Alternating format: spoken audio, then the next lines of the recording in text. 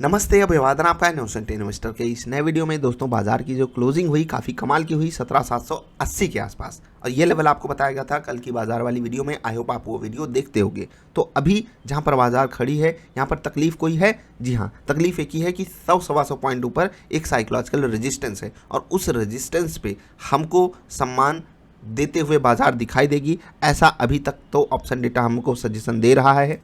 बाकी जो भी होगा यार देखा जाएगा। पिछले 3-4 दिनों से गजब का मोमेंटम आया है बाजार में, और बजट की जो अच्छी एक्सपेक्टेशन थी उसको मान करके बाजार बैठी थी। बजट वैसे ही बाजार के मुताबिक आया भी, और इसी कारण जो है स्टॉक्स में तगड़ी खरीदारी दिखाई दे रही है। मैंने बोला था हैवी वेट्स पे ही नज़र आपकी होनी चाहिए, बड़े ब्लू चिप स्टॉक्स पे ही आपकी नज़र होनी चाहिए, और वही परफॉर्म करके दे रहे हैं। जा करके देखो इंडेक्सेस को, मज़ा आएगा देख करके।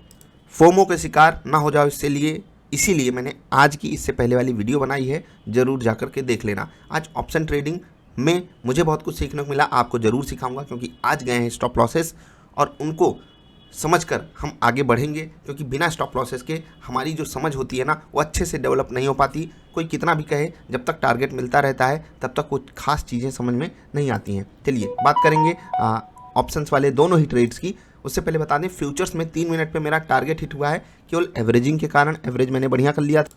बाकी 10 मिनट पे जो है फ्यूचर्स में भी स्टॉप लॉस मिला है, ऑप्शंस में 3 और 10 मिनट दोनों पे स्टॉप लॉस मिला है। स्टॉप लॉसेस आपको जरूर एक्सप्लेन करेंगे, कुछ बातें आपको समझाएंगे भी उसी दौरान। सबसे पहले लेवल्स आपको दिखाना चाहूँगा जहाँ पर बाजार जो है समय बिता रही थी, और ये लेवल आपको कल की बाजार वाली वीडियो में बताया भी गया था। आई होप आप वीडियो देखते होगे, फिर से मैं वही बात बोल रहा हूँ, लेकिन ज़रूरी है, ठीक है। जहाँ पर बाजार आकर के रेजिस्टेंस प्राप्त की, और ये वही लेवल है जहाँ पर बाजार की क्लोजिंग भी हुई है। ये लेवल आपको पहले बताया गया था एज अ रेजिस्टेंस। खैर, कॉन्ट्रा ट्रेड लेने का मौका था भी नहीं, लेते भी तो कुछ खास मिलता भी नहीं, लेकिन जब पहली बार बाजार ने इस लेवल को टच किया, उसके बाद देखिए आराम से बाजार जो है 20 पॉइंट तो आराम से गिर जाती है, और बस हमको 20 पॉइंट का ही ट्रेड करना होता है। खैर, मजाक की बात थी, कॉन्ट्रा ट्रेड वहाँ पर बहुत बढ़िया नहीं मिला था। अभी आपको एक्सप्लेन करता हूँ दोनों ही ऑप्शन का ट्रेड, जहाँ पर मुझे स्टॉप लॉस मिला है, और सीखने को क्या मिला वो आपको समझाता हूँ, ठीक। बहुत ध्यान से समझिएगा।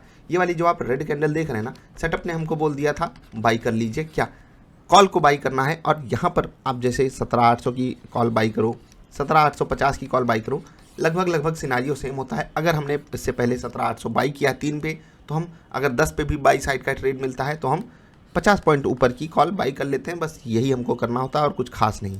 अभी आगे बढ़ते हैं, ठीक। मैंने यहाँ पर ट्रेड लिया और जस्ट यहाँ पर स्टॉप लॉस लगाया, ठीक। बाई साइड का ट्रेड था, यहाँ पर मैंने स्टॉप लॉस लगाया, जो कि यहाँ पर मेरा स्टॉप लॉस हिट हुआ है। ऊपर भी गया, ऑलमोस्ट 10-11 पॉइंट ऊपर गया था, ठीक है। हमारा ट्रेड हमारे पक्ष में। और फिर से बता रहा हूँ, यहाँ पर आप जब प्रीमियम देखोगे, अभी लगभग शुरुआत ही है। शुरुआत में 300 रुपये 50 की लॉट साइज, मात्र 15,000 रुपये। 15,000 रुपये लगा करके आपको 10 पॉइंट का मोमेंटम मिल गया था, 500, ठीक है।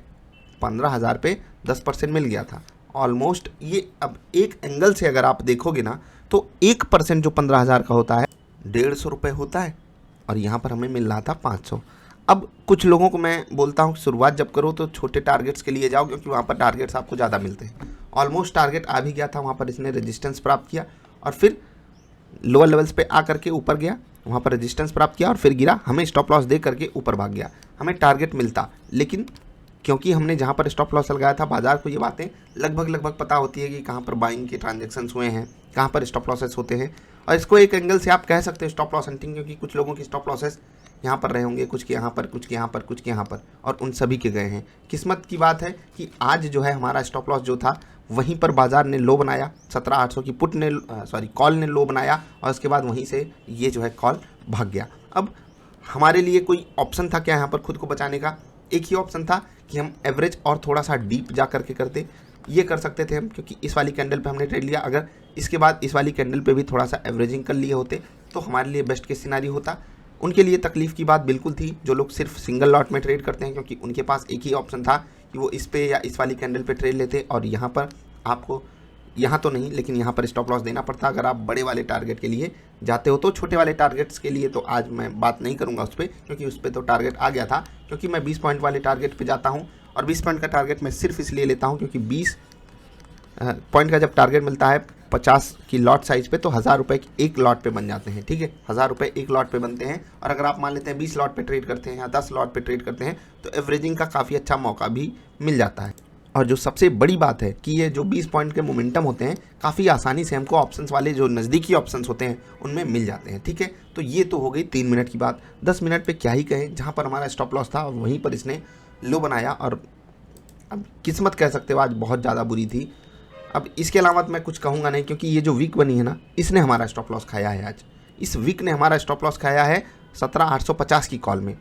हमारी एवरेजिंग काफ़ी अच्छी थी, हमने इंतज़ार किया, हमने डीप एवरेजिंग करने की भी कोशिश की। 251 रुपये 251 पॉइंट समथिंग मेरा एवरेज था, और उसके बाद 20 पॉइंट का स्टॉप लॉस और वही हिट हुआ। और उसके बाद देख लीजिए क्या हुआ है। आराम से हमको टारगेट मिलता, आराम से मिलता, बट नहीं मिला। क्या कर सकते हैं, बुरा तो फील होता है दोस्त, लेकिन यहाँ से हम कुछ सीख भी सकते हैं कि बाजार जब नहीं चाहेगी आपको देना तो आपको छोटे स्टॉप लॉसेस पे बाहर आना है, दैट्स इट। इसके अलावा हमारे पास कोई और चारा बचता नहीं है। ठीक, सीखा हमने ये कि जब भी बाजार गैप अप करे तो थोड़ा सा जो रिट्रेसमेंट होता है ना, उसे थोड़ा डीप लेना ही चाहिए। अब ओवर कॉन्फिडेंस में चीज़ें हो जाती हैं तो क्या करें। बाकी आज मात्र एक टारगेट मिला है और 3 स्टॉप लॉसेस मिले हैं मुझे। TTML पे मैंने इससे पहले वाली वीडियो में डिस्कशन किया था, कुछ लोगों ने बताया कि पॉजिटिव न्यूज़ आई है। मैं फिर से कह रहा हूँ दोस्त, जब ये स्टॉक आपके लिए लोअर सर्किट लगाना चालू किया था तो वहाँ पर जब न्यूज़ आई थी मैंने उसको कवर किया था। आपको कुछ बातें मैंने बताई थी कि मार्केट रिस्क कह करके आपको दे दिया जाएगा नुकसान और कोई नहीं लेगा इसकी जिम्मेदारी, क्योंकि यहाँ पर मार्केट रिस्क ही था। अब कोई कंपनी आकर के बोल देगी हम अपने शेयर सस्ते में बेच देंगे, फिर जब लोअर सर्किट 50% स्टॉक क्रैश कर जाएगा, उसके बाद आप क्या कर बोलोगे। सीधी सीधी बात समझाता है यार, मोटे तौर पे केवल इतना समझो कि एक स्टॉक जो 50% क्रैश कर गया हो एक ऐसी न्यूज़ पे जो कंपनी आकर के बोली हो, तो वहाँ पर आप क्या कहोगे, मार्केट रिस्क ही तो है। उसके बाद कंपनी आकर उसी चीज़ को डिनाई करेगी, अपर सर्किट लगना चालू हो जाएगा। कुछ नहीं कर सकते आप, बस बचना है मार्केट रिस्क से। इसीलिए डाइवर्सिफिकेशन किया जाता है, बाकी और क्या कहें, आप सब कहानी जानते हो। ठीक है, निफ्टी की क्लोजिंग 17,780, 1% 1.25% ऊपर, ऑलमोस्ट 200 पॉइंट ऊपर निफ्टी क्लोज हुई है। टॉप मूवर्स को देखिए और सब हीरोज़ हैं। Bajaj finance, Bajaj Finserv, IndusInd bank, HCL tech, HDFC life, देख रहे हैं मस्त चला HDFC लाइफ, सब धुरंधर हैं। इसके बाद गिरावट कुछ खास थी नहीं, टेक महिंद्रा 1.25% गिरा। बाकी निफ्टी नेक्स्ट 50 में भी देखिए HDFC AMC आज 4% ऊपर है। मजा आया है ना, ये भी तो हीरो ही है। पाई इंडस्ट्रीज़ देखिए, अपोलो हॉस्पिटल, NMDC, PNB, ये सब चले हैं गिरावट में। जुबिलियंट फूड गिर गया, चोला फाइनेंस गिर गया। गिरने भी चाहिए स्टॉक्स, नहीं तो कल को भागेंगे कौन। मिड सेलेक्ट में देख लीजिए LIC हाउसिंग फाइनेंस फिर से 4% ऊपर, IDFC फर्स्ट बैंक 4% ऊपर, trend, Godrej properties, AU bank सब बढ़िया। और निफ्टी बैंक की क्या ही बात करें, 39,300 के लेवल को टच किया इसने। हैवी वेट्स की तरफ से सहारा था, छोटे बैंक्स काफ़ी तेजी से भाग रहे थे, कोटक महिंद्रा बैंक जैसे स्टॉक्स तो आग लगा रहे थे। और पॉइंट के टर्म्स में क्या गजब की परफॉर्मेंस दिखाई है कोटक महिंद्रा बैंक ने निफ्टी बैंक में, और इसी कारण ये इंडेक्स 825 पॉइंट ऊपर बंद हुआ है। दिल खुश कर दिया बैंक निफ्टी ने।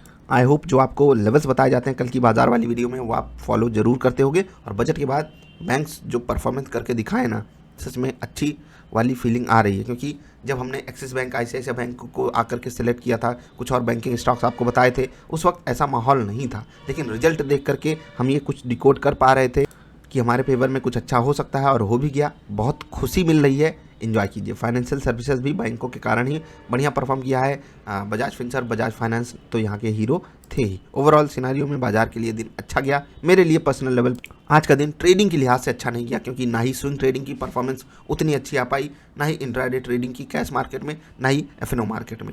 मेरे लिए दिन अच्छा नहीं था, क्योंकि 3 स्टॉप लॉसेस और एक टारगेट ही मिला मुझे। लेकिन ओवरऑल मार्केट के लिए दिन अच्छा था, खासकर उनके लिए तो बहुत अच्छा था जो लोग बैंकों को होल्ड करते हैं। और अगर मेरे लिए ऐसा बुरा दिन आया है तो उसने मुझे बहुत कुछ सिखाया है। आगे चल के मैं कुछ इंप्रूवमेंट करने की कोशिश करूंगा, आपको भी बताता रहूंगा, जिससे आप भी थोड़ा सा खुद को इंप्रूव करो। और जिन लोगों के लॉसेस हो जाते हैं अगले दिन, आप ये मत किया कीजिए क्वांटिटी एकदम कम कर लो लो कॉन्फिडेंस के कारण। क्वांटिटी धीरे धीरे करके बढ़ानी चाहिए। और मान लो कि क्वांटिटी आपने आज ही बढ़ाई और आज ही आपको लॉस हो गया, तो इससे डरने घबराने की ज़रूरत नहीं है। थोड़ा अगले दिन भी आपको वो लेना है, क्योंकि आपको लॉ ऑफ एवरेजेस पे फोकस करके ही आगे बढ़ना पड़ेगा। और जब तक आप ये नहीं करोगे तकलीफ आप ही को झेलनी पड़ेगी, याद रखिए। मस्त माहौल बना है बाजार में।